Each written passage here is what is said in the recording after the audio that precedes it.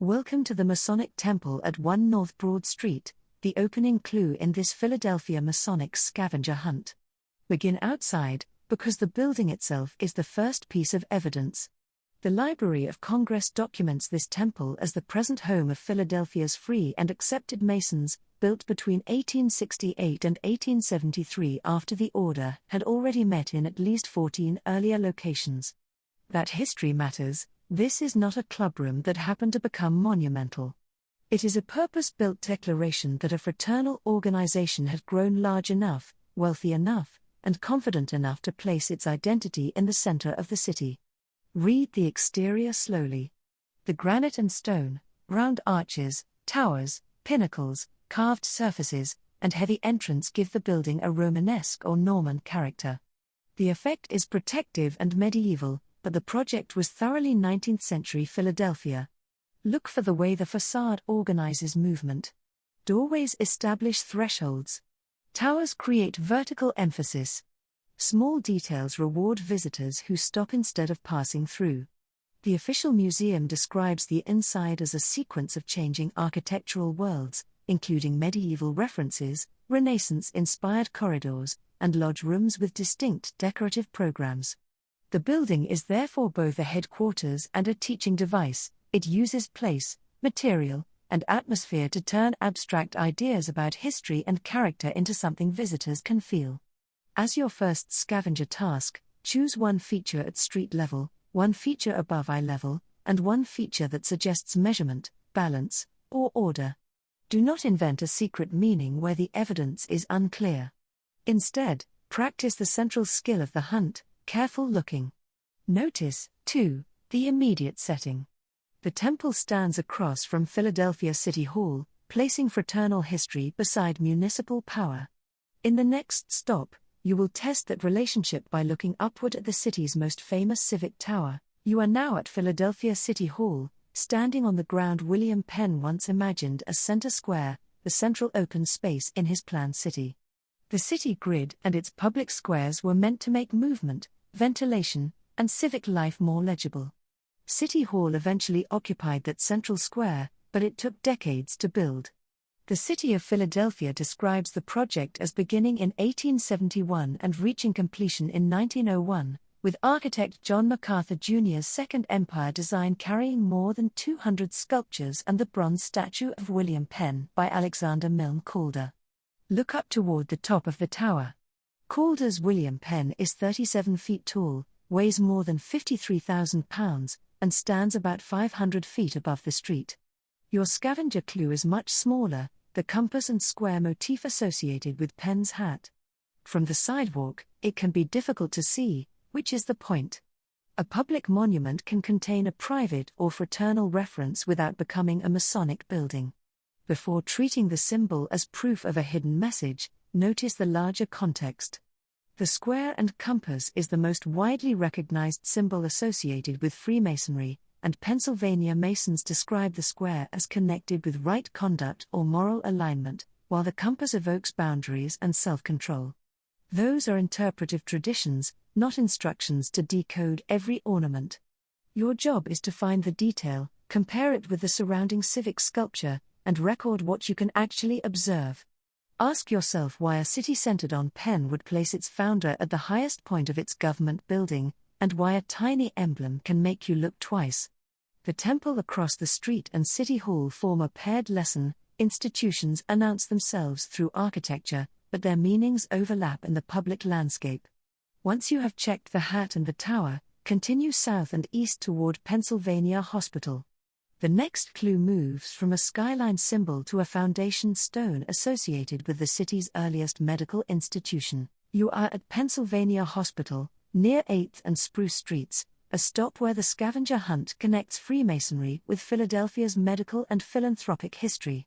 Pennsylvania Hospital was founded in 1751 by Benjamin Franklin and Dr. Thomas Bond and is recognized as the nation's first chartered hospital. Its original pine building, preserved within the modern hospital complex, also contains the country's first surgical amphitheater and first medical library. This is a working medical campus, so remain on public paths, keep voices low, and never block entrances or patient care. The clue is associated with the hospital's early foundation. A historical marker records that the cornerstone inscription was written by Franklin and laid with Masonic rite on May 28, 1755. Read the wording carefully if you can see the marker. It presents the building as a public-spirited undertaking, founded for the relief of the sick and miserable, and asks for a blessing on the work. That language gives us a more precise way to understand the Masonic connection. The mark is not simply a decorative secret placed on a gate. It belongs to a ceremonial moment in which a building's foundation was publicly identified, blessed, and connected to civic responsibility. Look for the marker and the historic stonework around the Pine Street side of the complex. Compare the scale of this evidence with the clue at City Hall. There, a small symbol sits high in a monumental public composition. Here, a foundation inscription ties medicine, money, architecture, and ritual to the practical work of care. You can also notice the hospital's physical layers, older brick and stone, later gates and additions, gardens, and modern clinical buildings. Historic preservation does not mean that a place stopped changing. It means that pieces of earlier missions remain visible inside the present institution. Your task is to identify the cornerstone or marker reference, record the date 1755, and connect it to the hospital's founding in 1751. Then prepare for the longest relocation of this route. The final stop takes us north to Prince Hall Grand Lodge, where Black Masonic history, institutional independence, and community leadership come to the foreground. You have reached the Prince Hall Grand Lodge complex at 4301 North Broad Street, the closing stop of the Masonic Scavenger Hunt. The building's Egyptian-inspired character gives the route a strong visual finish, but the history here is larger than the facade. Prince Hall Freemasonry traces its American beginnings to Black Masons in Boston who organized African Lodge and received a charter from the Premier Grand Lodge of England in 1784.